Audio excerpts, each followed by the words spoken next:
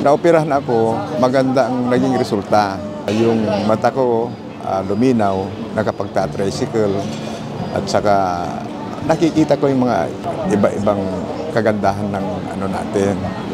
Kasi nung araw, halos hindi ko na makita yung anong kulay ng mga damit. Mga 1 taon yan, nung nakita ko nang talagang medyo malabo na talaga, nakita kang naaburido nung araw. Yung galaw mo at saka yung everyday life, yung araw-araw na buhay mo, talagang mahihirapan ka. Noong inoperahan siya, medyo matagal kasi daw makapal na yung katarak niya. So bigla siyang lumakad, gano'n. Hindi noon na, parang grupo na naglalakad na . Sabi ko sa kanya, ngayon, naoperahan ka na, ano ang tingin mo sa akin? Di, maganda ka pa rin. Ngayon nakikita na kita, sabi niya.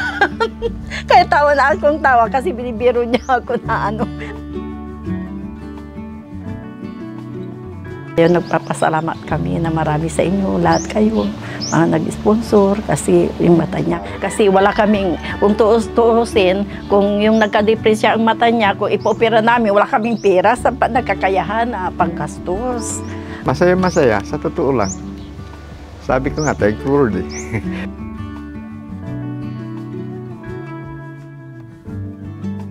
Hindi biro yung ginagawa nila. Unang-una, nandito nga sila sa yung screening. Tapos, pagkatapos ng operasyon doon sa Manila, nandito naman sila, sakripisyo yan, hanggat 5 beses, 4 na beses. O, titignan pa kung yung pagmamahal nila sa tao, nandiyan kasi. Hindi na talagang pababayaan yung mga tao na pasyente nila.